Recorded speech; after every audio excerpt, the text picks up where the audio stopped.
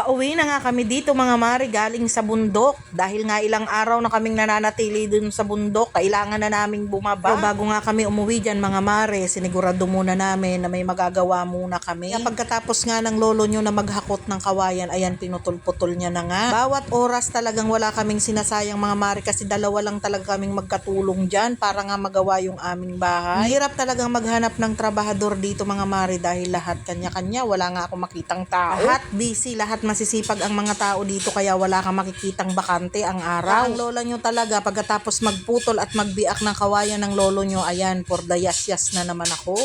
Ganyan nga yung ginagawa namin mga mare, yung mga kaya ko na, ako na talaga yung gumagawa. Kung titingnan ay napakadali lang naman itong trabahong ito mga mare, pero ang mahirap dito kapag nasusugatan yung kamay kasi napakatalas nga nung hiniwa na kawayan. Pwede kang masalugsog o pwedeng mahiwa, ang daming ang mga hiwa-hiwa na inabot ng kamay ko dyan mga mare. Iban dyan sa mga salugsog na inabot ng kamay ko dyan ay talagang napupukpok pa ako ng martilyo. Pero hindi nga ako pwedeng magreklamo kasi gusto ko yan, diba? Ayun na nga, kaya patuloy tayo sa paggagawa ng ganyan at habang nagyayas-yas ako dyan mga mare, talagang excited ako na matapos talaga ang aming didingdingan. Pag nagtatanong nga kung anong sukat ng bahay ko mga mare, hindi ko naman talaga alam ito. Ang bubong nito mga mare, yung kabahayan, 12 ang haba ng yero tapos yung kadugtong sa kabila naman ay 6. Medyo maluwag na rin siya tapos meron pa siyang dugtong sa kusina naman na ang haba naman ay 10 na yero. Kaya medyo malaki nga ito kaya maraming dingding ang aming kakailanganin. Kaya kami ng lolo nyo talagang for the sikap talagang makapag-ipon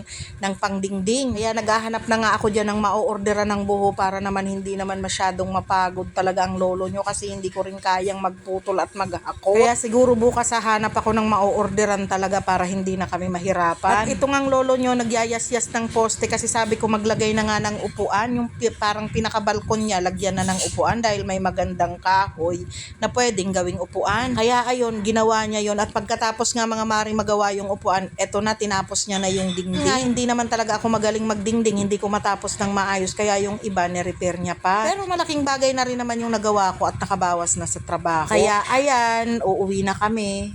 Dahil hindi naman namin kayang tapusin yon dahil kulang na yung pangdingding. Maaga pa gumayak na talaga kaming pababa ng bundok. Ganito nga yun mga mare. Oh. Medyo madilim-dilim pa yan mga mare, mga alas 5 or mga 5:45 siguro yan na pababa kami. Basta tag-aagaw liwanag pa lang yan. Inaagahan ko na nga para hindi mainit pag nag-drive ako sa kalsada. Ganito kahirap yung aming nilalakad kaya ayan, palitan kami ng lolo nyo mag-video. Pag na-video niya ako, videohan ko naman din siya. Alangan namang ako lang, syempre kasali siya lagi.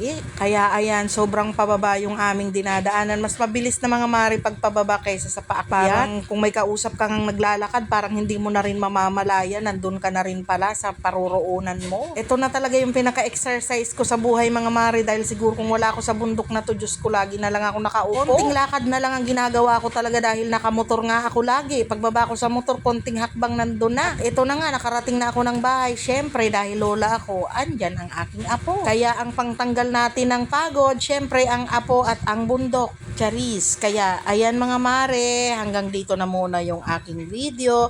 Salamat sa panonood.